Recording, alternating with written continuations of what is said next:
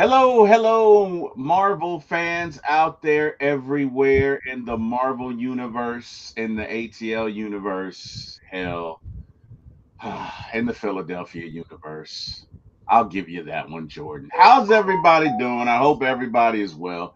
It's me and my friend Jordan Burton here. We are doing our Marvel series, and this week we are doing X-Men First Class. And hey, man, let's get to it. So, Jordan, last week we did Captain America, the First Avenger, and we are doing this sequentially as opposed to release date. So, chronologically, X Men First Class would be next. Obviously, it is about the X Men. And, Jordan, let's get into it. I tell you what, man, watching this film for the probably fourth or fifth time, I really found I found myself empathizing more with Magneto. Like I really the more you watch this movie, the more you understand, especially with everything that is going on now in the world, and we don't have to get into it. This show is not about politics, but I really connected with his character, and it's kind of sad, right? It's weird. It's weird, and I'll tell you why. Look, you grew up reading comics. I grew up reading comics. We all know who Magneto is. So, I find myself a lot of times, and maybe I shouldn't, but I find myself a lot of times going into the movies like, oh, he's a bad guy, or he's a bad guy. And he is, but sometimes it's not about good or bad. Sometimes it's about how this person got there, right? Um, and what's amazing, Jordan, is the first time we see him, obviously he's in a concentration camp. You know what's going on. It's World War II. It's awful. Um, they've put him in the special unit for kids with gifts because as he's being taken away, his powers kind of activate and he begins to this magnetic pull over the fence and he has to be knocked out to stop the process. And they bring him in front of Kevin Baker's character, who later we learn is Sebastian Shaw.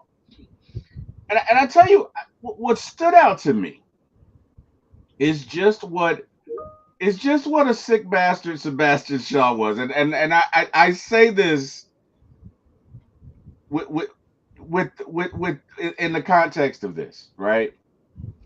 He says to him, "Hey, I need you to move this," and he's like, I'm trying, I can't. And he's like, I tell you what, let's bring his mom in here, and he brings his mom in here, in the room, and he goes to hug his mom. He being Magneto, Eric Lyncher, I believe is his last name. Um, and again, watching this time, Jordan, my mom died last year, so this really, you know what I mean? This hits different. You get what I'm saying? Let me tell you something. I would have whooped Sebastian Shaw's ass if I was Magneto at that age. You wouldn't have been able to stop the it would have been on. It would have been on. It would have been on. Um, and so he can't move the metal object, and he kills his mom in front of him, and all of a sudden his powers activate, and you see him crushing everything, and you see him crush the helmets of the guards behind him, and all the while Sebastian Shaw's not worried. He loves it. He's like, yes, yes, yeah, not knowing like, bro, you're in mortal danger. He's like, "Oh, Eric, you and I, we're gonna have a great time." And I'm saying to myself, dude, that's how focused he is. That's how disconnected Sebastian Shaw is from humanity. You just killed this boy's mother, and this isn't a grown man. This is a boy. This is cruel. This is cruelty at its finest, right? And you're just sitting there laughing. You're so disconnected from humanity that you killed this boy's mother in front of him, and you're laughing at the response because it exceeded your expectations, right? Which really pissed me off. So I'm gonna shut up now. Give me your thoughts on that first scene, Jordan. First off, I love that. Now this movie came out after, like, 10 years after the original X Men movie came out. Yeah. Um, I love that the director did a near shot for shot remake with different actors and actresses of Magneto showing his powers in the concentration camp with the fence. A near shot for shot remake, incredibly done. And I like you. I always sympathize with Magneto. Outside of the first X-Men movie, like I he's one of those characters that you don't want to see him like you want to see some villains like die, but you don't want to see him die. We just want to see him trip a little, stumble a little. We don't want to see him completely fall because some of the things that he says can be right at times. Some of the things he says can be wrong at times. Yeah. And I think the older I get and the more like shows and movies I watch of the X-Men, I realize that like Charles isn't even the most perfect person in the world. I side with him, but he's not like perfect. And I No. think what Charles um, and Magneto both give like together they can bring harmony with like mutants, Right. but because they just have different mindsets of everything. And the way they see the world. Yes. So you have movies like this where you need both of them together because there's a bigger threat that feels like humans should be enslaved. Kevin Bacon, I want to say this right now. I don't care for Kevin Bacon as an actor. Really? I every time every time I watch him, I'm just like I always want to root against him. No matter what role he's in, I've never been a huge fan of him. I think my favorite role of him is where he plays himself in the Guardians of the Galaxy holiday special. That's really it. Outside of that, I don't really care for him. I didn't really care for him in Friday the 13th. Didn't care for him in Footloose. You didn't Um, like him in Footloose? What? I, What about A Few Good Men? Did you hate him in A Few Good Men? I did not watch that. Is on my watch list. What? Oh my God, Jordan, we got to wreck. Let me tell you something. I One of the best movies ever, Jordan, and no excuse. You look, I'm gonna give you 3 months because I know what you got going on. Mhm. I I know got what a lot. I know you do. So I'm I not got gonna. a lot of movies that I need Yeah. to watch. Like I haven't watched the Godfather trilogy. Okay. All I right. know I need to So, watch that. so before, wait, no, my friend, and you are my friend. So I'm as your friend. I'm gonna tell you, you can really skip three. Okay. Three is an I've been told. abomination that should have never been made. Now, I've been 1 and 2, perfect. Matter of fact, I, I I can't remember another prequel and sequel that both won an Oscar. Both were deserving. Chef's Kiss, great movies. But Godfather 3, The Armpit. Okay? And that's being nice. That movie sucked. Sucked. Sucked. Awful. Should have never been made. Okay? You know what else reminds me of that? What else reminds me of that stupid? I was talking. I can't remember it, but it should have never been made. It should have never been made.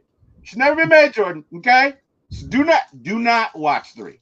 Okay, or if you do, I'm telling you, it sucked. So at least you can say that you heard it from your friend T. Will, because it sucked. You're gonna regret it. It's a bad decision. It's like getting behind the wheel after you've had 20 beers. Nothing good is going to come of it. I'm just letting you know. Okay? But Godfather 1 and 2, masterpiece. Mhm. Now, Jordan, you got to rectify that, brother. You got to rectify that. And you got to see A Few Good Men. But anyway, I'm getting off course. I tell you what stood out to me. Um, and it's funny.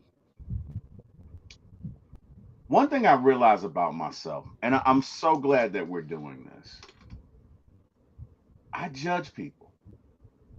And you really shouldn't. And when I say I judge people, I don't mean I judge people, but I'm going into this movie like, oh, he's a bad guy. You know what I mean? And I kind of tune them out, right?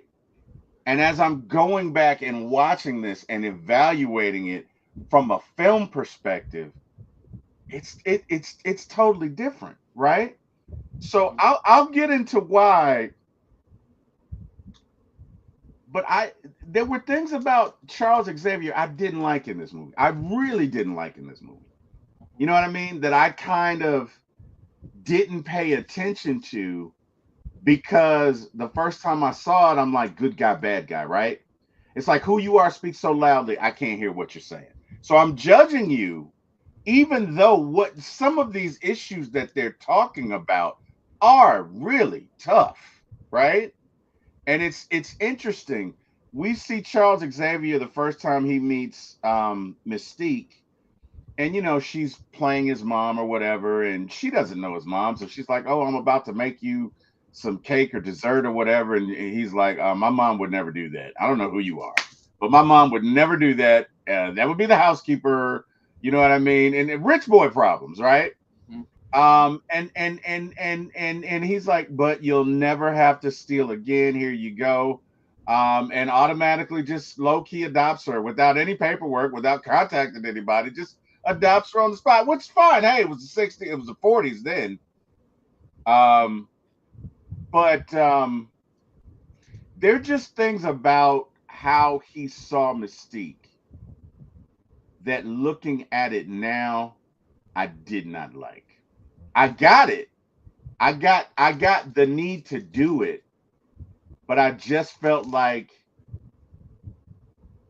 we'll get into it. I don't want to spoil it, but it kind of. And I'm not saying I'm rooting for Magneto, but to your point, in some instances, he had a point. He really had a point, right? Even I don't want to ruin it. All right, so we see that scene. Obviously, Magneto grows up. We see Charles and the interaction with Mystique and how they meet. And then the next time we see them, the Mystique is in college and Charles is obviously a professor. And I tell you what was funny was seeing young Charles get his flirt on, right? Like, Mm-hmm. oh, you have a condition or whatever, and this is the music, and he's using the same line.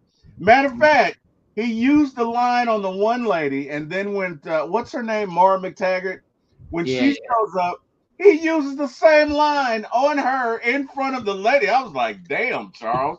Charles just didn't care. I was like, look, man, I yeah. got a quota. I'm about to score. It is what it is. Let's go. Um, I thought that was funny seeing young Charles and carefree Charles and Charles out on a night on the town as opposed to old and mature Charles, who is a little different. But I thought that was funny. Talk to me about that scene. Give me your thoughts on that.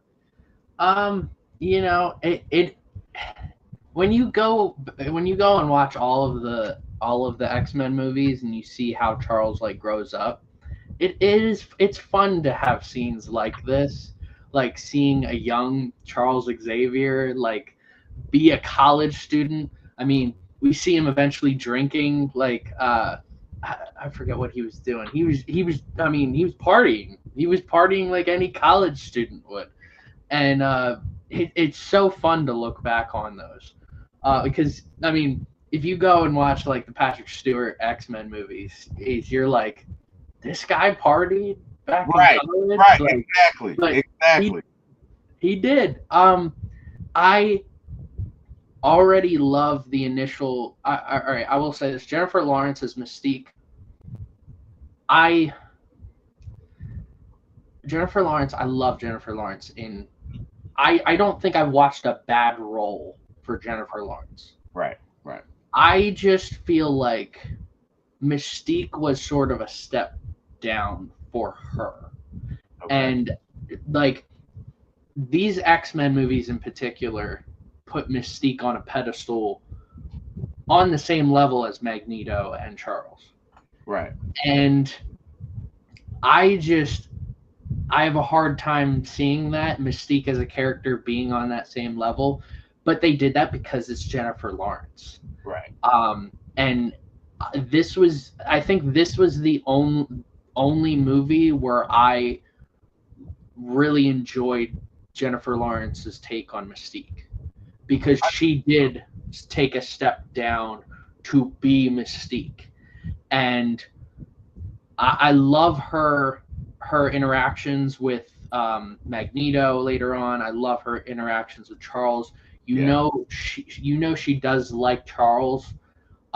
Charles sees her more as a sister. She Right. sees him more as like a potential partner, and I love their dynamic. Charles Charles wants to see everybody be the best version of themselves, and I don't think he realized, and this is where he's at fault in this movie and of future movies later on, especially with James McAvoy. And I love James McAvoy, Me too. another actor. Oh I yeah. don't think James McAvoy has had a bad role in his entire life. Great actor. Um, Hmm. Everybody in this movie, Michael Fassbender, I I will put Michael Fassbender in my top 10 um, roles for a comic book movie. Okay. I really feel like I would put him over Ian McKellen, and I love Ian McKellen, but Michael Fassbender shows the perfect iteration of Magneto, and I love that how all these actors portray these roles in this movie in particular. But yeah, getting back to Mystique and Charles, their their relationship. I mean, this movie starts, and you kind of see how it will spiral based off the way this movie starts off. Right. And I think I don't think there's one person that you can say is at fault for the issues that happen. I think it was more of a mutual thing. I think Charles needed to be more aware and self-aware of himself and others. And I think Mystique or Raven uh, should have, I don't, maybe communicated more. Because you could see where this was falling apart, and I think Magneto kind of like pushed Raven to be like, Right. see what he's doing. Right. So yeah, I love the way all these actors are played in this whole movie. For me, what I did not like about Xavier was, she says to him, "Well, you know, why do I have to assimilate, right? Mm-hmm. Why do I have to, like, this is me. This is a part of who I am. Like, I understand if I have to go out in the public world and do that, but I'm at home. Why do I?" And he's like, "Put some clothes on." And he's like, "No, why are you that?" Like, clearly, when she's in her blue state, it bothers him Yeah. because he, at his heart, right now, is a conformist. Now, later on, in later iterations, Charles Xavier does a radical change. You know Mm-hmm. what I mean? We won't get into that now. But, a lot of this movie was about self acceptance Mm-hmm. and the need to love yourself as you are and the decisions that you have to make and just how much are you going to conform, right? So it's funny. She says, "Well, even when he's flirting with the young lady and he's talking about the metachromatic whatever condition and how she has one eye, it's a different color. Mm-hmm. And Mystique does it, and he gets so angry with her. He gets so angry. And, she's a young, teenage, impressionable girl, but she's fighting some things that other girls don't deal with because she has to hide herself from the world. And if your natural state is blue, your natural state is blue. You got to learn to love yourself. And I think to me, in a lot of these interactions, he's really tone deaf. He's really tone deaf. You know Oh what I yeah. mean? And he's so focused on acceptance that he doesn't realize you're killing the person. You're killing her. You are killing her. And you know what I mean? When I first saw it, I was so good guy, bad guy. Oh, she's Mystique. I didn't take the time to listen. You know what I mean? Even Beast, who is going through the same thing, but Beast wants to conform, right? Even in their interaction, he says to her, "Well, I mean, as long as I have these club feet and you're in your natural blue state, you'll never be considered beautiful." And what a shitty thing to say to Mm. somebody. Oh, that hurts What a every time I hear shitty it. thing to say. Like and I'll be honest with you, that went through me, right? Mm. That went, again, it's weird at how when you go into something with your eyes open, you see it totally different, Jordan. You see it totally different. Like again, I'm not saying that look, you can't just decide to go out and kill humanity and be like, if you're not with us, you're against us. Yeah. But I understood the I really understood the sentiment. And you know what else is interesting is when they're playing chess. And I really like this scene. But Eric says to Charles, what do you say? He says, "You see every human as Moira," Mhm. and Charles fires back and says, "And you see every human as Sebastian," and it's true, right? And Mhm. even if you look at their beginnings, Charles is privileged. Charles is as rich can be. He's richy rich. He's he's akin to freaking Steve Jobs' son. Like he didn't want for anything. And Eric grew up a prisoner in Nazi Germany. Like the the two backgrounds are so diverse and on opposite ends of the spectrum that you can understand how their worldview would be different, right? Yeah. Um, but I what stood out to me, I at the end of the movie, I mean I'd already seen it. Yeah. I'd already seen it, but I really understood why Mystique left. I understood. I understood totally. You know what I mean? And the thing that I think they really did well about this is that Jordan, when we're kids, we think that life is black and white, right? Good guy, bad guy. But oftentimes it's shades of gray, right? Even as she's leaving, she loves Charles. And you can see she loves Charles. And she says to somebody, take care of him. And he reads her mind and he says, you should go with him. He tells her to go. He tells her to go. And it's not a situation where, oh, he's like, I know you want to go. I understand you want to be seen. I understood. So that to me is what they really, really did a great job of that. I can relate to this from an African American perspective. In situations where I did have hair, long time ago. Where I might have peers who wore dreads, right? I know people to this day who, when they were going for different positions, were told cut your hair, right? And they have locks, and it's in a natural state, and it's clean, but they're told to cut their hair because certain folks are uncomfortable with that. And again, this goes back to assimilation, right? Conforming to fit into somebody's view of what you should be, right? So anyway, I'll shut up. I've been talking way too long, but that stood out to me. Let's get back to the plot and where we are. Mhm. Um, so we fast forward a little bit. Maura McTaggart, believe they're at the Hellfire Club. She walks in. Uh, she's kind of hot, by the way. I forgot. She's rather attractive. I forgot this when I watched it the first couple of times, but she's not bad. So she walks into the Hellfire Club. I'm sorry, I'm promised to General whoever. She walks in the back room, figures out how to activate the device, puts her in the room, and this is where I felt like this might be a little unrealistic because if you've never seen enhanced individuals and you see somebody do that, you're probably going to use the bathroom when you're so. I'm just saying, like your response is not going to be cool, calm, and collective, right? You're going to be like, you're going to at least let out an oh shit, like you're gonna do that. And yeah, Mike Acuna is back. Matter of fact, he hit another home run a few innings ago, Mike. So I did see that. But yeah, talk to me about how did you feel about that interaction when she sees what's taking place? I believe she sees Azazel and he teleports. She sees Riptide And the wait, did Riptide do his thing in that first scene?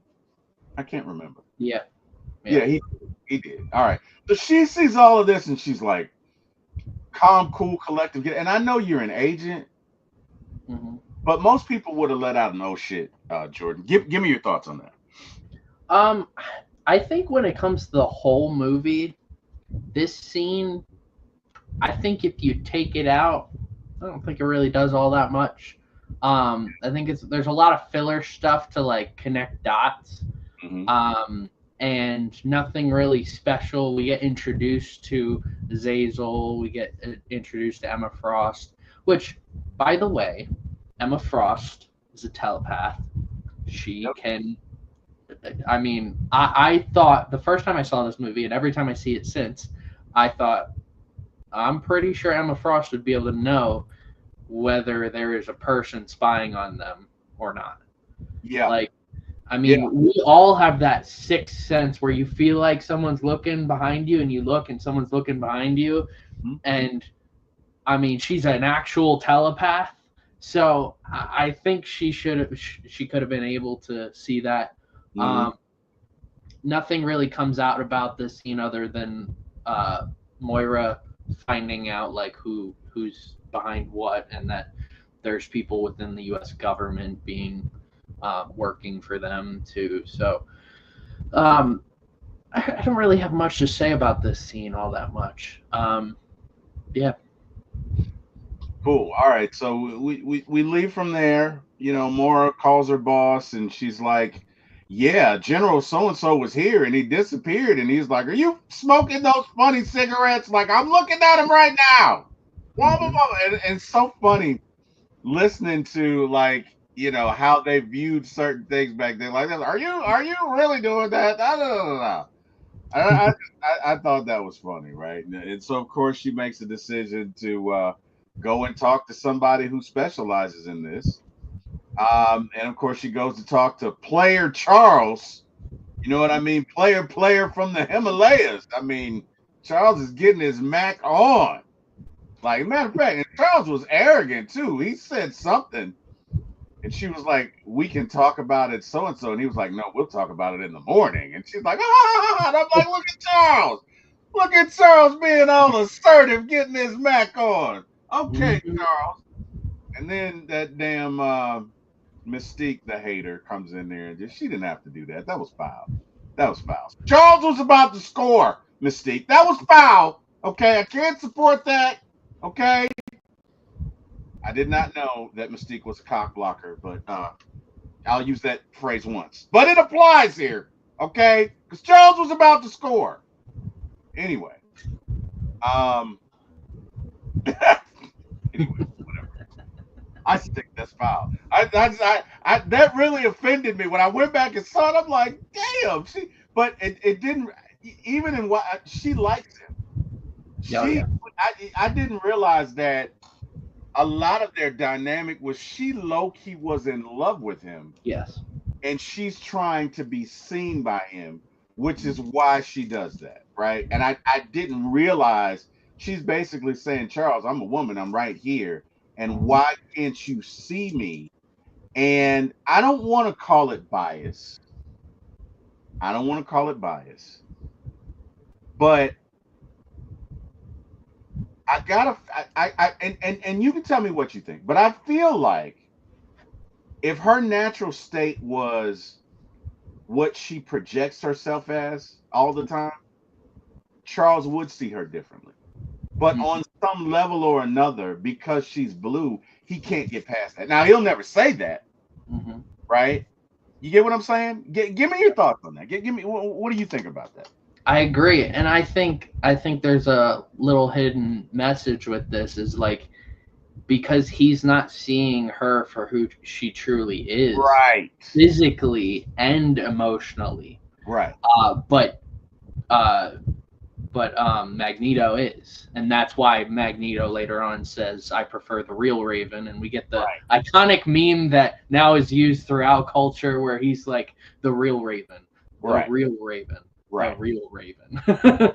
um, but and he sees her for who she truly is. But the thing is, she doesn't really look at Magneto like that, but she looks at Charles like that because Right. she grew up with Charles. Right. I mean, they were like adopted brothers and brother and sister, Right. but he, I don't. I don't know. Sometimes I think about this back. I go back and forth on this. I don't know if he would or wouldn't find her attractive, whether she was in the state or not. I think if you're from a writing perspective, I think yeah, he only finds her attractive Mm-hmm. in her like non-mutated state. Um, but if you're looking at Charles, like the character, especially James McAvoy's portrayal, I don't. I think as he got older, I think he'd be like I don't care what you look like. And I think this is just his current state. This it shows his immaturity, him Right. drinking, and this movie especially projects his immaturity. Right. But as the movies go on and he becomes more mature, he Right. becomes this wise figure. I think I think eventually, even if you look at like Days of Future Past, which I'm going to briefly talk about it. You look at him in that movie; he's also immature in that movie, but that movie is the turning point where he becomes more mature. I Right. can't wait when we get to Days of Future Past because that movie's awesome. So I think the way he's written, he is not he's supposed to only like her in this like fake state and Right. not her mutated state. Right. But like I said, it's I think it's very possible down the road that that would have definitely changed. Oh, I mean, no doubt. I agree with you 100%. I agree with you 100%. He's very, we don't realize that there's a saying that says the more you stare into the abyss, the more the abyss stares back at you. Meaning, whatever you're exposed to from a belief system perspective, if you're raised in it, some of it is going to seep into you. You can't help it, right? And when Charles is looking at her in her natural state, even though Charles is a good person, good people can have biases. Good people can have biases. It happens all the time, right? It doesn't matter your race, doesn't matter. Good people can have biases. And him looking at her in her blue state is really how man views mutants. Mm-hmm. And to a certain extent, he has to be ashamed of himself, right? Because if not, he would have no issue with her, which is why I say, and you're 100% right. It is immaturity. It is immaturity. But I had never seen it like this until I went back to actually look at the film and see, look, a lot of this movie is about her just wanting somebody to see her, right? Because she's in love with Charles. Then she meets Beast, and for a time she's in love with him until he's like, well, in your natural blue state. And she was like, after that, I almost felt like she wanted to give him the finger, like, bro, how could you say what a dick move? Mm-hmm. What a dick move. Like, Mm-hmm. how could you say to some that's I'm not laughing at her, but that's an awful bro. You could tell he had no experience with women. Even if you thought that, you don't say that. Mm-hmm. Because what you've done, bro, you will never score. Okay. And as we know, T Will is all about scoring. Okay. Take it from me, guys. It doesn't stop when you're married, right? You're always trying to score with your wife. And, there's certain words that if you use, you're going to be in the doghouse. Take it from somebody who has spent a lot of time in the doghouse. Shit, I got cable in my doghouse. I'm just saying. You know what I mean? Women words mean a lot to them. And bro, I can hear it now. And in your natural blue state, your natural blue state, you'll never be considered beautiful. That shit cut me. I was like, oh my god, you did not say that, right? And that Crazy. just killed the Like chances. it's like Beast is like Beast does the same exact thing. he I think the difference is he doesn't know He her as doesn't long know. as Right. Charles does. Correct. He correct. Charles Charles and her both can talk about anything because they've known each other so long, and Right. then Beast is like so ignorant, and he's like well, a society won't ever accept us for our natural beauty, so we should just like be be humans, and it's like what? Bro. Like he flat out called her not Ugly. beautiful. No, he called her ugly. He basically said, you know you're ugly. You know in your natural state you're ugly, right? Then I was like, oh my, you will never get laid, Beast. I'm just And saying. that's why it's so ironic that he turns into Beast because his fears ended up being projected outward. Of And course. now Of and course. he couldn't change back like Right. Mystique could. And So it's ironic with that. it's very ironic. But I think the lesson there is be yourself. Hmm. I think that was the universe saying CB, you know what I mean? And not that he did it to be devious. But there's a saying that says when you plot a course of revenge, plan two graves. Bro, you were so consumed with being accepted that now you don't have a choice, Hmm. right? You don't have a. You were so busy judging her on being blue. God has a sense of humor, man, because that was fun. That was fun. When I honestly, it's funny going back and watching these movies, and I'm glad you said watch it as though you were watching it for the first time. That shit was funny. When he woke up blue, I literally laughed. I laughed for about 5 minutes because I'm like, see, God does not like ugly, right? Because you told her, oh, she'll never be beautiful, and now, bruh, everything about you is blue. Everything from stern to everything, right? What Which do I, you I think about his makeup design compared to the makeup design in X-Men: The Last Stand for Beast? uh, I, I mean, I like this one, but you give me your thoughts. I didn't really care about this one. It was the practicality of The Last Stand was awesome. Like that is when I think about the Beast outside of the Marvels post credit scene, because the post credit scene's basically CGI. The the practicality of that was so awesome, and they kind of did both practical and CGI for this, and I wasn't a huge fan of it. And then on top of it, because he's got to wear glasses, he's in Beast form but wearing glasses. He Right. just looks really funky looking. So That I would wasn't a huge fit. fan. That wouldn't fit. Like, I mean, obviously, when you were human beast, well, human whatever, Mm-hmm. um, your glasses would not fit. You Yeah. you couldn't wear the same glasses because your head is probably increased by a factor of Mm-hmm. at least three or four. Your Mm-hmm. glasses would not fit, right? But whatever. I mean, I'm not. I thought it. I thought he deserved it. To be honest with you, to be quite candid with you, I thought it was funny because you got exactly what you deserved because you were so busy on conforming that you kind of sold out yourself, right? Shakespeare says, "To thine own self be true." That's all I kept hearing throughout this entire movie. To thine own self be true, right?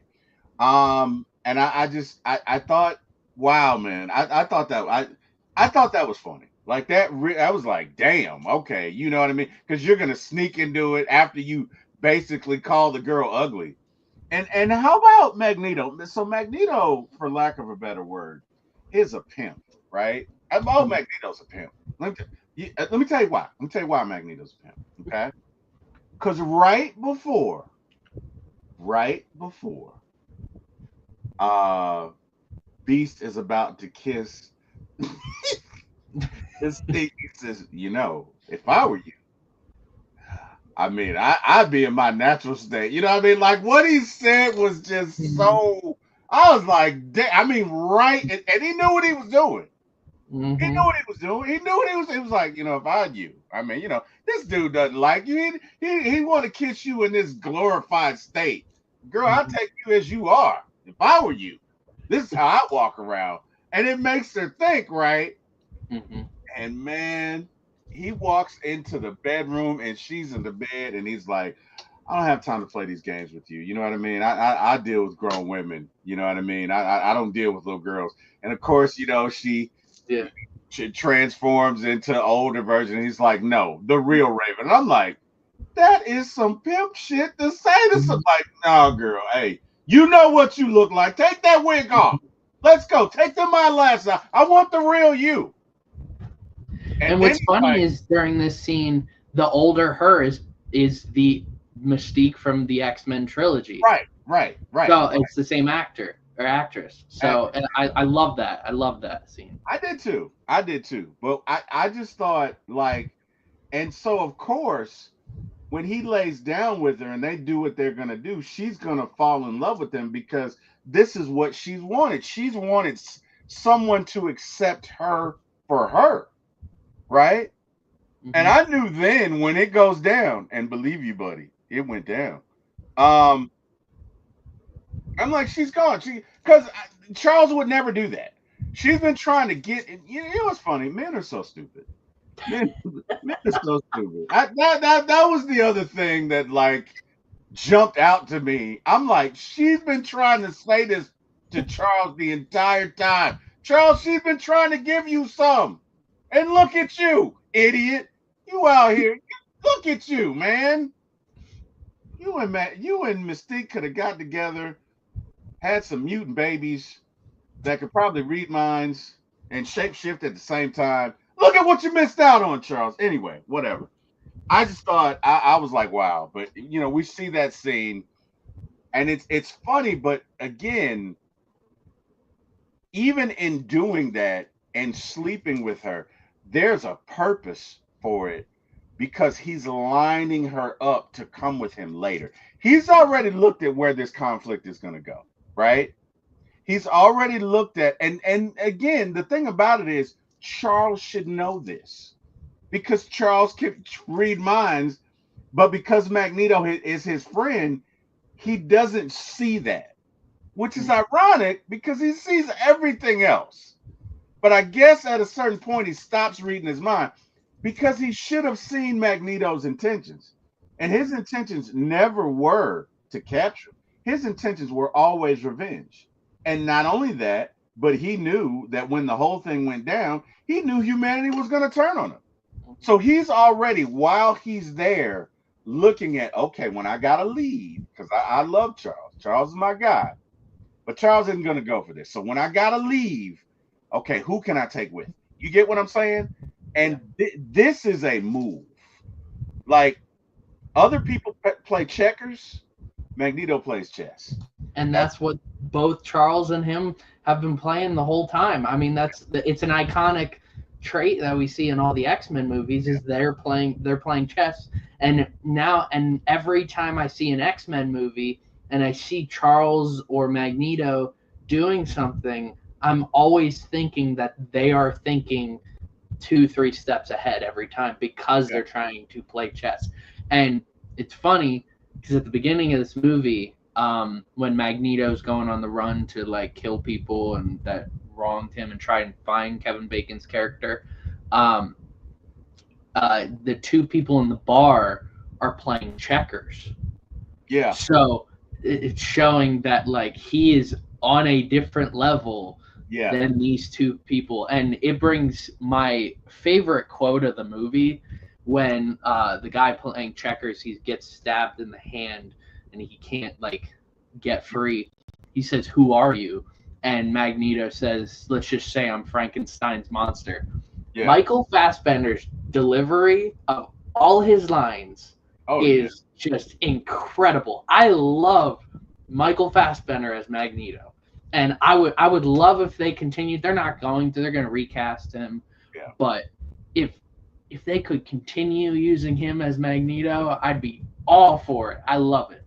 I think Um, I think he is outstanding as Magneto. I mhm, really do.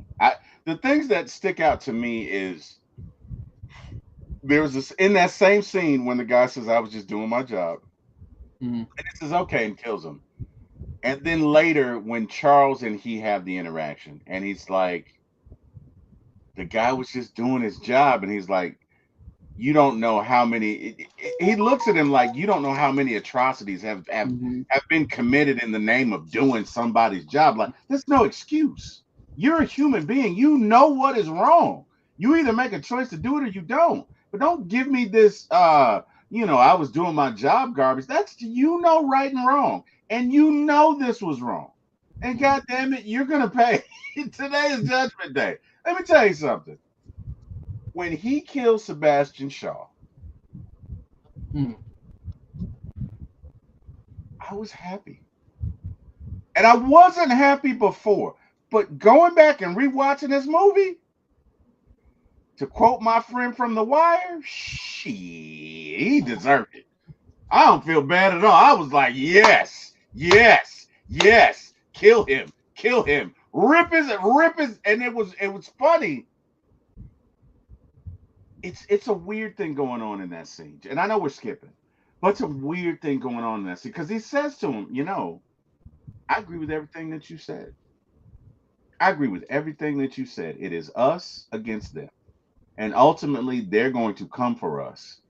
And we are the next steps. I agree with everything you said. But unfortunately for you, you killed my mother. So Mhm. here's what we're going to do. And he feeds the line back to him that he said to him all those years ago. And he moves that quarter or that coin or Mm. whatever that was through Mhm. his head. And I tell Mm. you what was great is that we see Charles Xavier in excruciating pain Mhm. because he's in Sebastian Shaw's head. So he's feeling what he's going through. He's feeling it. And in this way, this is kind of like because Magneto knows this. So this is kind of like you see, Charles, this is what happens when people do shit like this. Like that's what I got from it. Like I know you're there, Charles, but damn it. Mhm. Not today. Not today. No, no, no, no, no, no, no. There are two things guaranteed in this life, bub. Death and taxes. And this ain't taxes. Like that was just he deserved it. Okay? I don't care what anybody says. I know we're supposed to turn the other cheek, but he deserved it. And I just don't Mhm. feel bad. I don't on everything I love, I do not feel bad about Magneto killing him because you killed this boy's mother. You killed like it, and not that I don't love my dad. Okay, I love my dad, but when my mom died, it was totally different, bro. It was that's a that ooh, ooh, that's totally different. The cut, the wound, the the scar tissue that you feel, that I still feel every day, totally different than when my dad died. Okay, so you killed this boy's. He couldn't have been any more than 9 or 10, and you killed her in front of him. You were going to die, and damn it, you deserved it. And again, yes, I understand that Xavier is an X-Men, and yes, I understand that he's a good guy and all of that. But again, dude from The Wire, shit, he deserved it. He deserved it. I don't feel bad about it. Now, you tell me what you think. That scene, the first time I saw that scene in theaters, I remember my initial reaction because I did not expect to go to a movie and see like all right, Magneto can control all metal. We know that, but to actually like he could do so many things to hurt people, and we see that in this movie. He pulls the tooth out of that dude's mouth. That was I saw that when I went back to rewatch it. I was like, oh no, like that hurt me. Um, and like I when I saw the coin, I was like, I don't know what he's gonna do. Like the first time I saw this, I was like, I have no idea what he's planning on doing. And then as soon as I see it slowly, you see the camera like look at the coins. It slowly spins towards him, and I'm like, oh no, oh no, oh no, oh no, and you just see it go through his head and then come out the other side while going back and forth between Charles and them, which earlier in the movie it hinted when Charles and um, and Magneto were like trying to unlock Magneto's powers that he doesn't need. Like when he's like, "Oh, shoot me! I can move the bullet," and Charles is like, "Well, I know you can block the bullet, but how can you be better?" And I love the chemistry that James McAvoy and Michael Fassbender have in this film Second to is second to none. incredible. Yeah. Like I love every single scene in every single movie that they are together in, and they always find ways to be better. So yeah, in that scene where James McAvoy's or when Charles is talking to Eric, he's like he was trying to have him remember an emotional moment, and Charles was feeling that same emotion when he was looking into his mind. He was seeing those memories, and you see Charles tearing up because he feels that emotion. He feels what's going on in his brain. So when you get to this scene, you understand that Charles is feeling everything going on and that coin going right through his head. And oh, it's excruciating. He absolutely deserved it. Um, it's that scene. That's a that's a top 10 scene for top 10 top 15 Marvel scene for me because I'll always remember the first time I see that scene of the whole movie. If someone mentions X-Men First Class, that's probably the scene that I think of first. Well, I tell you what else is interesting about that scene. Charles can't let go, right? Yeah. Because understand, even though that helmet is off, Hmm. if Charles lets go, Magneto is gonna get his ass whooped. He's gonna get his ass whooped. Yes. So it's kind of like, you're my boy. I'm gonna let you have this one. Because Hmm. if Charles lets go, Magneto is going to die. Period. Oh yeah. Bottom line. So that's the irony of it is Charles has to hold on to him to protect his friend whilst his friend is killing this guy. And hey, the hell with him. He deserved it. Whatever. Let's do some let's do some housekeeping here. Mike says he's chilling. Kevin has that hate face talking about Kevin Bacon. He says Acuna is back. Deke says T Will. Deke, what it do? We got Miss Carrie in the building. T Will and Jordan. Hey, Miss Carrie. And Carrie says, hi, everyone in the chat. I'm finally back. They tried to cancel me, but they couldn't. And she says, by they, I mean T Will. And Deke says, we're speaking a second language. All right. And then Deke says, can't wait until the X-Men are back on screen in the new Marvel. Yeah, me as well. All right. So you mentioned Magneto doing something. I think the worst thing that I've seen Magneto do, and let me tell you something. Reading X-Men comics, growing up, X-Men comics was not for kids. Even though it was a comic book, it was not for kids. It was some adult shit going on. And I'm not talking about I'm Mhm. saying the concepts. It was not for kids. And Jordan, I remember this like it was yesterday because this is some cold shit to do to somebody. So I think the Brotherhood of Mutants and the X-Men were fighting. And Wolverine did something. I forget Mhm. what he I did, already but know where you're going. oh I yeah, already know yeah, where you're going. I know you do. I know you do. Hmm. But Hmm. Wolverine, yeah, I see. I already know. Hmm.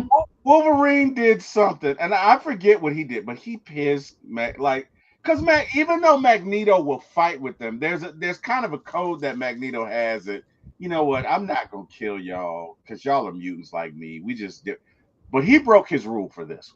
I forget what Magneto did or what Wolverine did, but he pissed Wolverine off. But Magneto says, okay, okay, all right, Logan. He liquefies Wolverine's bones, which is the coldest shit to do. It's like if you were to touch me now and literally make all my bones liquid, I would turn into this mass of goo, right? That's the coldest shit to do to somebody that I have ever seen. I've like that's cold. And again, this pisses Xavier off because Wolverine is like a son to him. So Xavier says, "Okay, well, since you're gonna do that to my guy," Xavier touches him and takes his mind, like took Mhm. his mind, Mhm. and Magneto walked around not knowing who he was for about like 2 years, right? And he thought he was a good guy. But anyway, whole thing was like you, if you run afoul of Magneto and piss him off, you that's you don't want to piss him off. That was my point. You don't, because I remember reading that, and bro, I went back over that page like 3 or 4 times because I could not believe what I was seeing. Like, God damn. And Wolverine was just goo. Mhm. He was just goo, and he was goo for a while. Can you imagine? Like, bro, bro. Anyway, I'm sorry. I didn't mean to get off on a tangent. Just when you were like, he is. Yeah, I remember that. I And for anyone who isn't really interested in the comics but wants to see more X-Men, I highly recommend the animated series. I watched reruns of the whole animated series when I was younger. It came out in the '90s, so I wasn't alive during in the '90s. But it's such a fantastic show, and does the best job at turning the comics into some sort of film or TV show. It's the best version. It is far above the movies, yeah, and I highly recommend it. And X-Men '97, which just came out, is a like sequel series to that. It's the beat for beat the same thing. I highly recommend it to anyone. It does feature a lot of adult content, and it's yeah, not like adult content like Family Guy or The Simpsons level, but it's very mature topics that they do talk about, and that's why the X-Men are so beloved. I mean, for years, I mean, there was parallels between the X-Men and the civil rights movement and the well, X-Men that's who and they the LGBTQ do, right? community. That, Yeah. but that. So Charles Xavier is Martin Luther King. His character was based off Martin Luther King, Hmm. and of course Magneto was based off Malcolm X. They've said this, like those were the. So you're 100% right. They were born in civil rights, and I think that initially when DC came out, DC was man versus nature, Hmm. and Marvel kind of was the first to come along and deal with like the human condition and human concepts and human flaws, right? And these are prevalent in the X-Men. Um, but yeah, so um, they take out Sebastian Shaw, Hmm. and then it's on because Magneto comes out there and he says, "Charles, they're about to turn on us.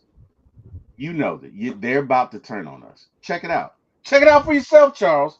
They're about to turn on us. It's us against them. What you gonna do, Charles? What are you gonna do?" And Charles is like, "No, we can't do that." And as they're having this discussion, they fire every ship in that navy on both the Russian side and the US turn and fire on them. And this is all because of William Stryker, that bastard. I hate William Stryker. I hate him. Oh, I hate him. But yeah, he did it. And they fire on them. And Magneto's like, nope, I'm gonna stop these and send them back at you. And Charles is trying to do everything he can to which because look, if you kill a bunch of ships, I don't care who you are, I don't care what they did to you. If you do that, you've just gone to war with mankind, Hmm. right? So you can't allow this to happen. But I think this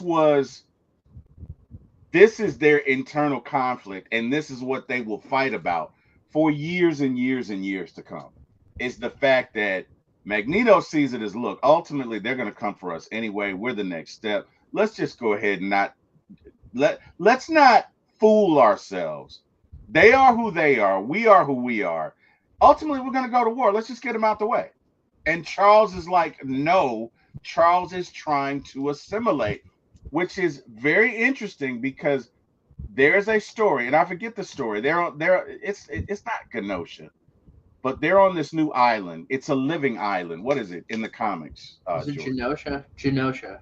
It is Genosha. All right, they're Yeah. on the island of Genosha, and I forget what story it is, but Charles makes a an announcement to the world, and he's like, "Look, we have these drugs that can cure every human illness, and we would have given them to you, but time and time again, you have spat in our face and come at us. So we're not going to give it to you. They're going to cost you. You're going to pay us a lot of money, and you're going to make us a legitimate state with the who is it with NATO, right?" Mhm. And he says, if you come after us, you're going to die. Which is a that's some Magneto stuff right there, right? But it's just interesting on the arc of the characters and where they go. And Charles's entire life, he's basically been trying to conform. He's been trying to assimilate. He's been trying to get along. And ultimately, he reached the point where, you know what, it's never going to happen. So, here you go. I just thought that was interesting. Give me your thought on that last scene. Give me your thought on, just give me your thought on the events of that last scene. Well, I think this is Marvel's best way of like doing the Cuban Missile Crisis. Yeah. Um, and I mean, I did a lot of research on the Cuban Missile Crisis. My grandmother's Cuban, so I anything Cuba related, I've always done research on it. That's why I took 5 years of Spanish. And I went to Costa Rica. Like when it comes to anything Spanish, I'm always there. So yeah, Cuban Missile Crisis. I knew all of it, and I loved this way of spinning like the Cuban Missile Crisis into the Marvel universe. I thought it was really interesting.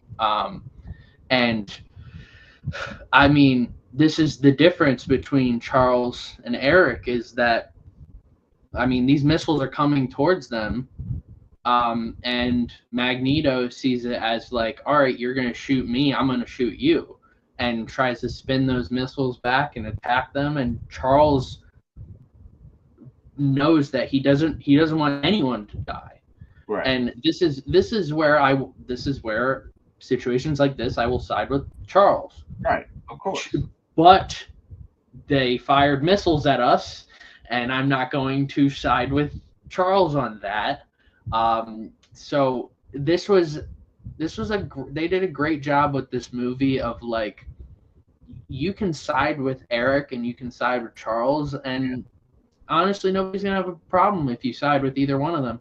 Yeah. And it's actually, I think, better than Civil War when it comes to that, because with Civil War, I mean, you see the after effects, and that Captain America was right in the end. Yes. We see that in Infinity War, Endgame, that at the end of this, Captain America was right, even though there were sides in that.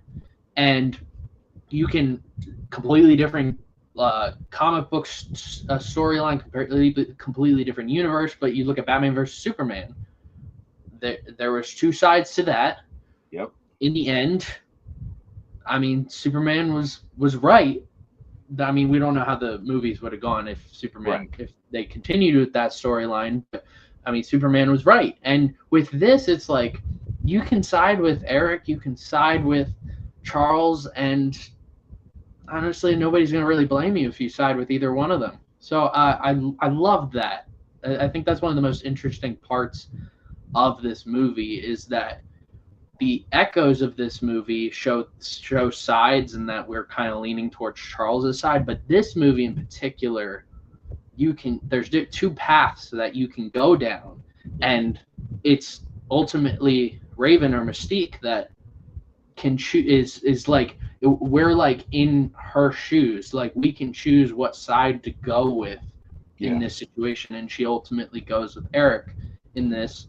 And this is after Charles gets Moira tries to shoot Eric, and obviously trying to shoot the guy who can move metal with his mind. Bad idea. Probably a dumb idea. so she tries shooting him, and he's like blocking it and stuff. He flicks one bullet, and it ricochets, and it hits Charles in the spine, and that's how we learned that why he's in the wheelchair, Yeah. is that it ultimately happened from this, which I think it's really great because that right there, every time, like if you're in Eric's shoes, every time he sees Charles now in the wheelchair, he's just Remind. going to think about Yeah. that and think, because I mean, you saw the emotion after Eric realized what happened. You saw the emotion in him, Right. and Right. that's the chemistry that James McAvoy and Michael Fassbender have. It's like they were so into the character, and he realized what he did. So most people in that instance, they wouldn't jump to like save that person. They'd be like walking away because they're like, I'm a monster. What did I do? But he Yeah. wanted to be there for his friend. Right. And Right. And they are friends. And yeah, I look at what I think they did a great job of is showing that in some instances there's a clear delineation of right and wrong. But in instances like these, not so much, right? And sometimes friends are on opposing sides. Charles and Eric are brothers.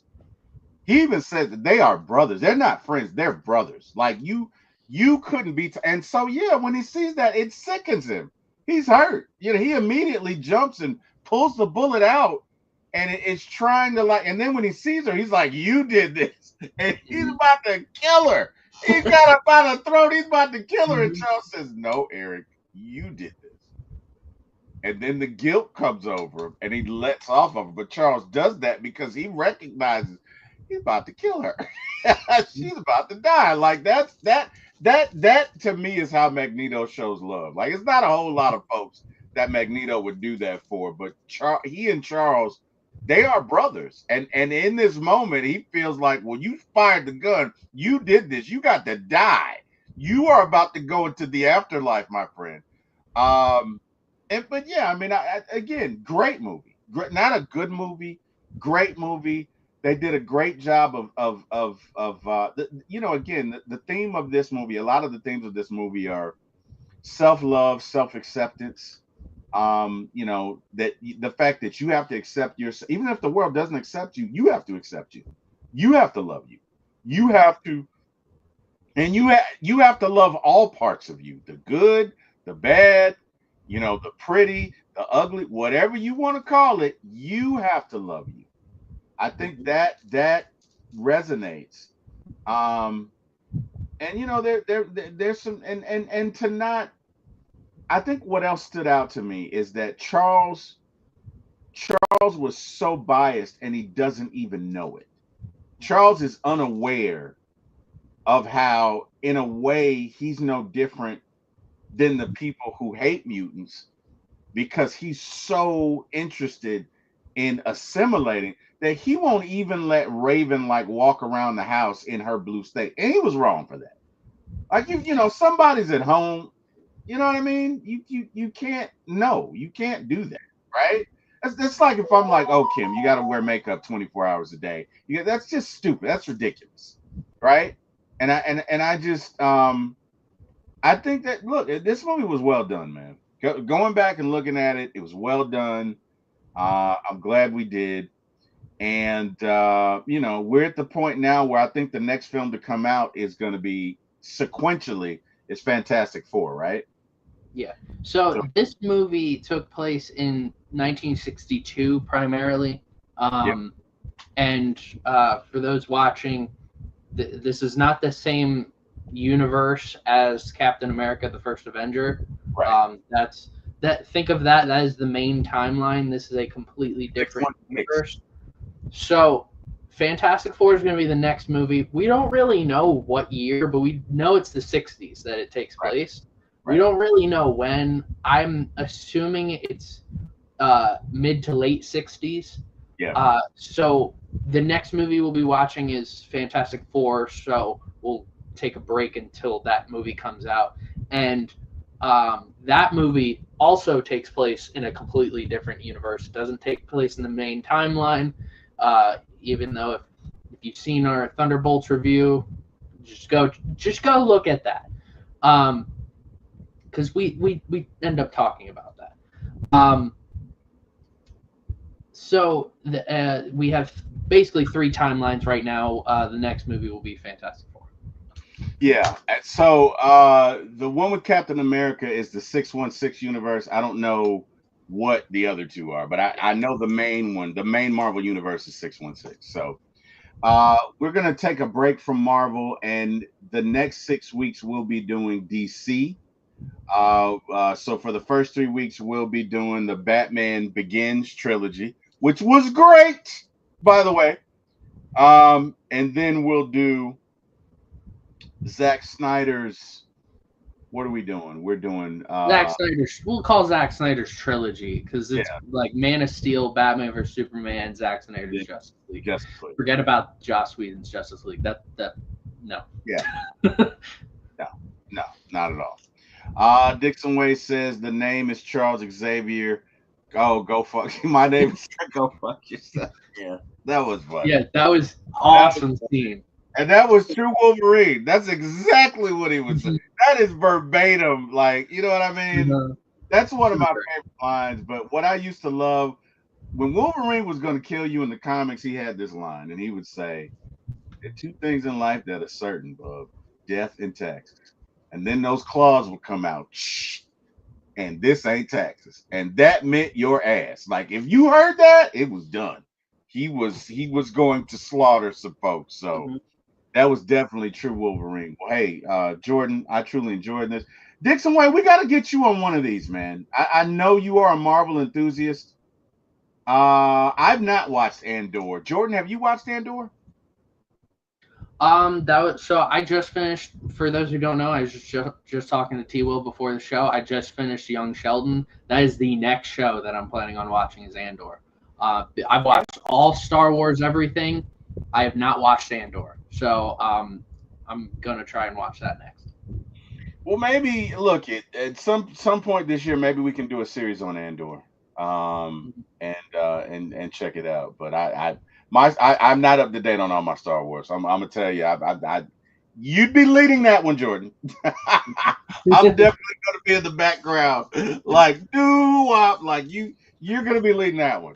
Let's see. Dixon Way says it's a slow burn, but awesome. Okay, Yeah, that's what's up. that's what I've heard. That's what's up. That's Uh, so what's your score going to be for X-Men First Class? What's your rating? um. I'll give it an 8 out of 10. I'll give it an 8 out of 10. Excellent movie. I think, this is true to the comic. X-Men has always been more about the human condition, whether it's human bias, human fear, just the things that we do to people or entities that we fear or that are not like us. And that of course resonates with me. So yeah, I'll give it an 8 out of 10. What about you? What say you? So in my ranking, if you asked me this a year ago, I would have given it a 9 out of 10. But I've rewatched it twice since then, and I mean, I always thought highly of this movie as one of the best X-Men films. I give it an 8 out of 10 as well. I get it. In fact, of all of my Marvel movies in my whole list of ratings, Captain America: The First Avenger is here, and the next film in my ranking is X-Men First Class. I think both do, like I said in the Captain America review, I think both movies do a great job doing a period piece. They don't just throw it in your face that it's the 60s.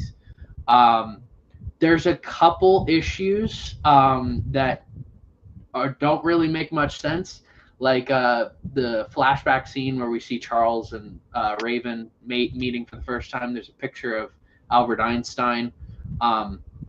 That was in 1944 that scene was taking place, but the picture was from 1947, which didn't happen yet. So that didn't make much sense. There's a scene later on where there's a bowl of M&Ms, and I think blue M&Ms didn't come out until a few years after. Ah, okay, There's a okay. lot of issues, and you need to get your history right, and that's what Captain America: The First Avenger did so well. Um, for X-Men First Class, like I said, it's the next movie right after in my whole list. But I gave both an 8 out of 10. I think this is a very good movie. It's just, and at times can get boring if you're rewatching it. So it's not a very rewatchable film, but it's a movie that if you sit down and watch, you start to understand each character. It's a very it can resonate with a lot of people, and I think it's a very, very good movie. I think it's great for me, and this is going to sound like a ridiculous statement, so I'm going to warn you before I make it. It's going to sound ridiculous, but I had a stroke about 11 years ago, and so my short-term memory is not the greatest. And you know this because you work with me, so I'm always like, what's that Jordan? What's that guy's name? Da da da da da da da da. Right. Mm-hmm. So I saw it in 2011 prior to the stroke. I had forgotten so much about this. Mm-hmm. So for me to go back and watch it, Jordan, it was great. Because it was like, not that I'm watching it for the first time, but kind of like I'm watching it for the first time, but it's 14 years later. I'm a whole lot more mature. And so I can see it differently. And I really enjoyed it because it was just, this movie was not about music. Again, this movie's about self-acceptance, right? You could throw this to civil rights, you could throw this to LGBTQ, whatever you want to choose. It's about, look, you got to love yourself because everybody's not always going to do it. And some people are going to hate you for being you, right? And at the end of the day, guess what? You still got to do what's right. Even though sometimes these people hate you, even though they might have fired at you, you got to do what's right. So there's a lot going on. So yeah, I loved it. Definite 8 out of 10, man. And hey, I'm looking forward to the wait, what did Dixon Way says? He says, okay, fellas, going to eat, have a great stream. Fellas Braves won 7-1, and Ronald hit another home run. Yes, he did. All right, Dixon Way. Hey, enjoy yourself, brother. Thanks for joining us. What the hell was I talking about? Now I forgot. Short-term memory. There we go. That is finest. Exhibit A. Anyway, man. Oh yeah, Batman Begins. You and I were talking about this. Mm-hmm. I think this is the best Batman series. Hell, I think it's the best DC series ever done.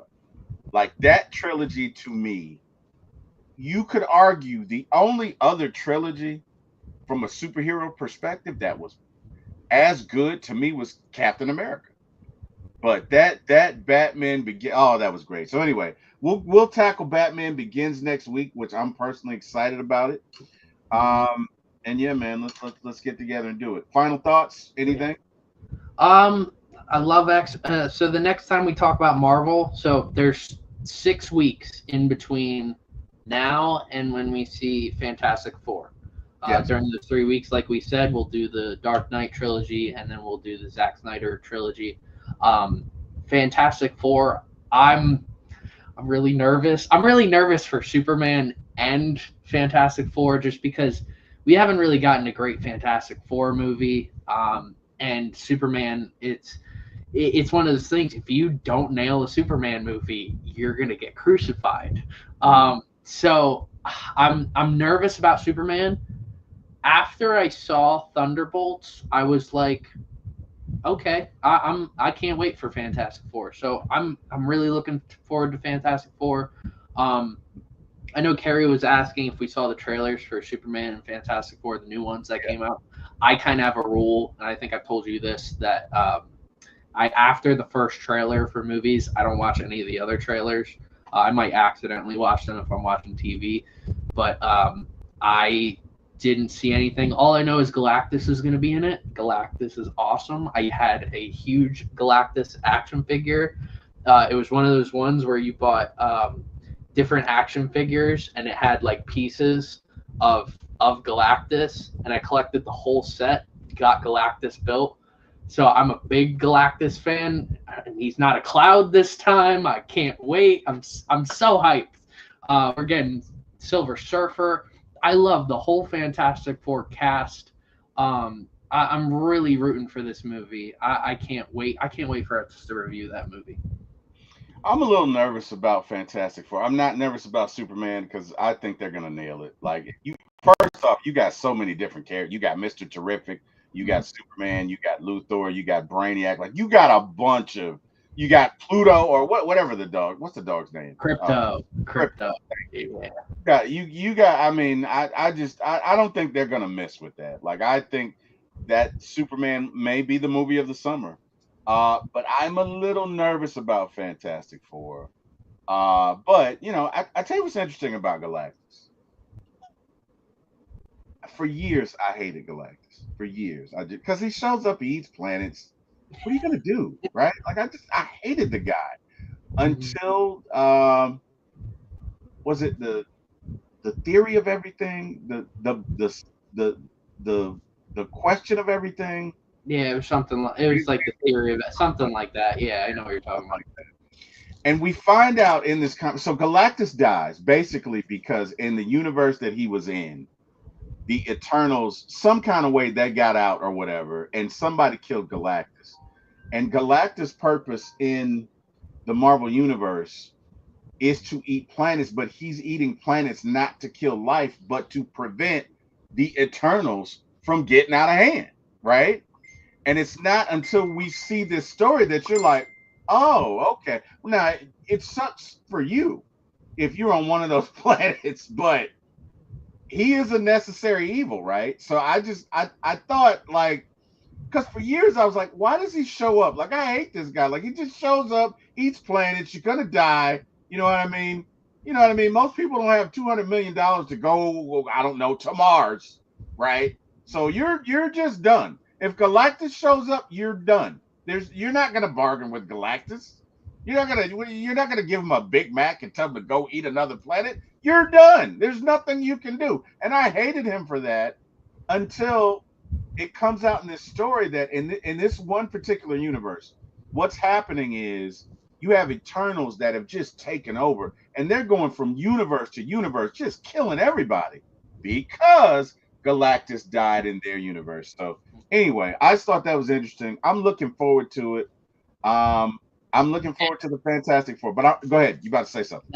That and getting back to your point about like are you going to offer him a Big Mac or something? Right, And right. I was talking to you about this before. I think a Silver Surfer movie would be incredible, and I think with the right like storyline, it could be a great movie because he is someone who offered Galactus something and sort of sacrificed his own life to his service Right, to save right. everybody Become his else. servant. Right, right. To become So his yeah, if yeah. if they could, I guess every time I see Silver Surfer, I'm like, it would be if you got a Norin Rad movie of the Silver Surfer, I would be all for it. I'd have T-shirts made. I'd be wearing hats. I'll be in the director's chair. I'll go to school for directing. I'll write this script. Come on, I'm ready. I would absolutely. I've already thought about this. The whole movie. I'd be game for it. That's my number one movie. If you You ask might me, have to direct it because I don't think Marvel would do it. You might have to do exactly what you said because I don't oh think yeah, Marvel would do it. I would do it in a heartbeat. If someone asked me, okay, you can make a movie about one character of the entire Marvel universe, who would you make a character of? I would say that Norrin Rad Silver Surfer. Okay, so let me ask you this question, and you can pick a universe. Hmm. Who's the character, DC or Marvel, that you personally identify with the most? Spider Man in a heartbeat. Okay, When I was so I grew up with Tobey Maguire's trilogy. I went to the theaters to see Spider-Man 2 and Spider-Man 3. Um, and I remember going to Walmart and seeing the poster. But I also watched the animated series from the 90s. I had VHS tapes watching that when I was younger. And I grew up. I was a nerd. Like I was really smart. So like I identified with Peter Parker so much, and like what he had gone through with life. Like he didn't grow up like really wealthy like Batman or Iron Man. He was just a normal dude, a normal nerd. And that's kind of how I looked at myself. Um, and when I was younger, I wanted to be Spider Man. And as I get older, I realize how much I want to be like Peter Parker. So it's Spider Man has always been the number one character, comic book or not, that number one character in books or in media at all that I have related to the most. I love Spider Man. I had posters, I had drawings of, I have Spider Man stuff in my room right now. So yeah, Spider Man is my number one. So for me, it's Batman, because Batman is truly flawed. If you read any Batman comics, you know Batman is a step away from the folks that he goes Mm-hmm. after. Batman is not wrapped too tight, Mm-hmm. and I can relate. I can relate to that. I can relate to being flawed, but still going out and doing the right thing anyway because it's a code, right? Mm-hmm. And I try and live by a code. So for me, it's Batman. It's a little of the Hulk. You know, I can relate. I can relate to the Hulk. I got a bad temper. I got I've got I've got better as I got older. But Jordan, when I was your Serial smash. age, let me tell you something. When I was your age, Jordan, my temper could clear a room. Like it was. Oh, anyway. So I could relate to those two characters because they're tortured souls, right? Both of them tortured souls. Um, but I love Batman because even in spite of everything, there is a code that he will not break.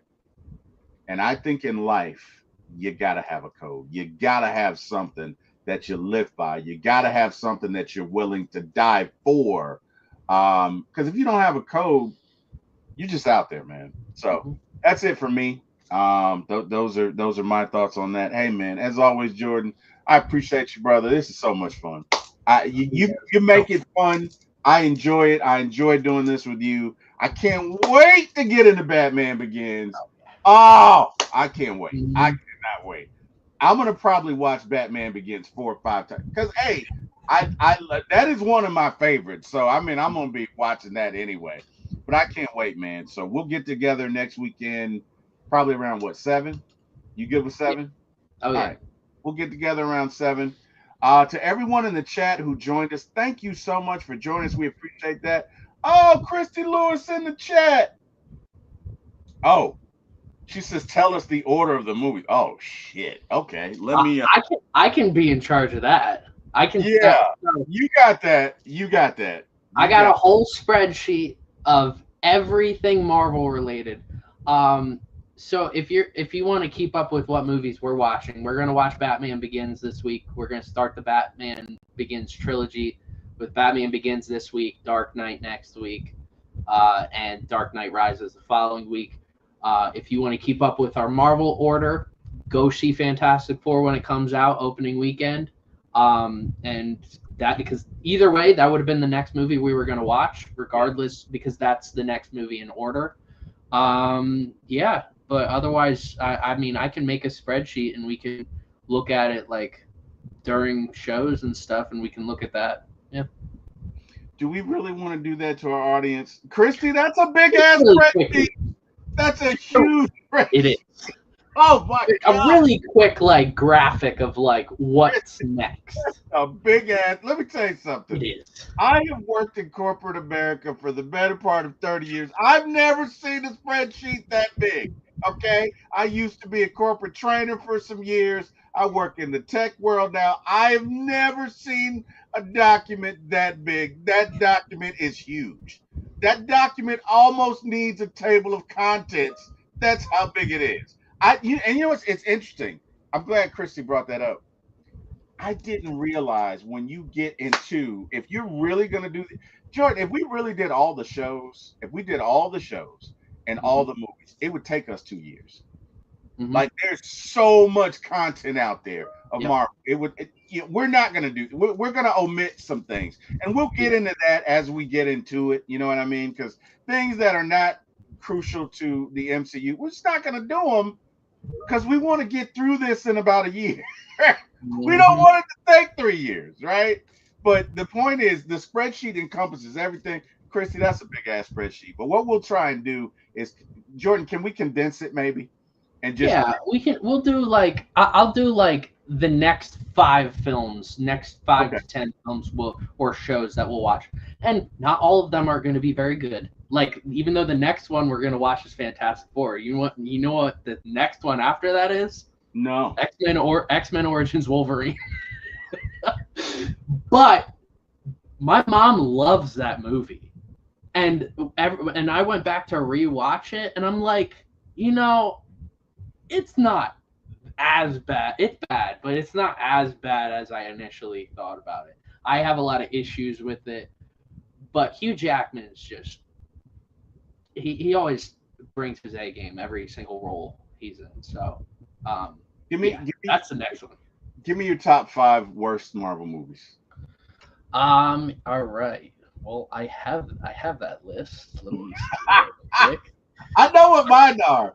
I know what mine are. Oh Lord Jesus, I know what mine are. All But right, my bottom. How many do you want? just give me 5. Give me. All right, 5. All right. I'm gonna include shows on this because it's like the whole Okay. universe. Okay. So my fifth worst is we were just talking about this last week. I know it. Daredevil. Yeah. Daredevil. The movie. Daredevil. Ben Affleck. The movie. Yeah. Yeah. With Ben Affleck. I give that a 2.5 out of 10. Um, Next is She-Hulk at 4. She-Hulk Attorney at Law, 2.5 out of 10. I want to be very clear. When we go to She-Hulk, I love She-Hulk. My favorite female comic book character ever. I want to be very clear on that. Okay. So I think this show did her terribly. Yeah. 3, The New Mutants. That's Oh in the God. X-Men. Oh, that was awful. That was awful. Give that a 2 out of 10. Just it's pretty bad. It's just boring too. 2, another same universe as Daredevil, Elektra. I give that a 1.5 out of 10. Damn. Yeah, and this one angers me the most because it has one of my favorite actors of all time, Samuel L. Jackson. Secret Invasion. Secret I Invasion. gave that 1.5 out of 10. I gave the finale a 0.5 out of 10. Damn. I think the finale was the worst Marvel anything ever. Damn. I would rather watch so many other things than Secret Invasion. But yeah, Secret Invasion 1.5 out of 10. I don't rate anything 0 out of 10. The lowest I'll give anything is 0.5 out of 10. And there are other Marvel movies. Like this is the main timeline. Mm-hmm. Like everything's connected. But like I have Madam Web as a 0.5 out of 10. Yeah, Madam Web sucked. I was gonna so Madam Web would be in my top 5. Yeah. Thor 2, the dark whatever. Oh, that was awful. When we rewatch that, I think you might have a difference of opinions so we're gonna go through everything. That movie in particular, I gave it a negative review. That movie in particular, when we get to that, I think you're gonna have a change of heart with that movie because I did. I gave that was like bottom 3 for me for a very long time, and I've been like, I'm pretty harsh on this movie. It's especially with what we've gotten over the last couple of years. I'm Yeah. like, it wasn't that bad. So I can't wait for us to get to that. I have to see that, man. That movie was bad. The Eternals. I still have not gotten through the Eternals. I just finally fast forwarded to the end. I could not digest it. It was that bad. Yeah. That movie was awful. That movie for me. That movie was. I would give it a 0.5. That movie was doggy doo. And then you know what's funny? I actually like the Ben Affleck. So I'm a Ben Affleck person. I like Ben Affleck. I really do. I like it, especially in the new one, The Accountant 2. I think Mhm. he does I think he does the greatest job of portraying a character with autism. Like that was great. I went and saw the I think Maya and I went and saw it last week. You and I were talking about that. But I love Ben Affleck. I do. I love him as Batman. I just love him as an actor. Um so maybe I can't be objective when it comes to Daredevil, that movie, right? Because I've always loved it. Now Elektra, yeah, you keep that. Whatever. I don't care. But but but but the Daredevil with Ben Affleck, like I love it. So like I wouldn't.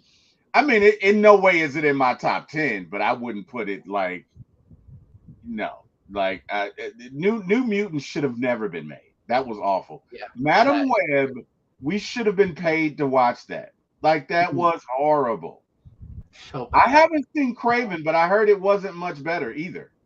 Yeah, it wasn't. I think Morbius and Craven are kind of on the same wavelength.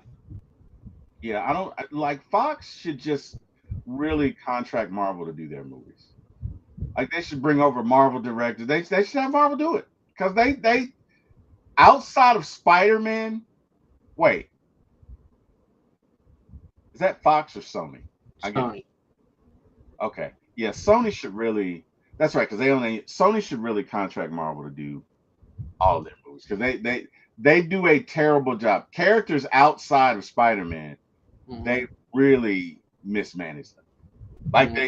they're just bad. So I don't know. Just my thoughts, man. But look, I gotta run. Gotta go do the honeydew list and do some family stuff. Jordan, this has been great, man. Tell these Oh folks yeah. where they can find you. You can find me at Ultegacy, Ultegacy. I do everything sports related. In fact, I have a keeper. I have a dynasty draft that I'm doing with A1 Forever, That's and you right. guys are in there. We have that in 46 minutes. They wanted me to stream that, but Chris wants me to stream that so he can stream snipe me and try and steal some of my picks. But Ah, yeah, I was like, I can't do that. I can't stream this. Um, but yeah, we're doing that. And yeah, just keep an eye on us. We're posting about the Stanley Cup Finals and NBA Finals right now.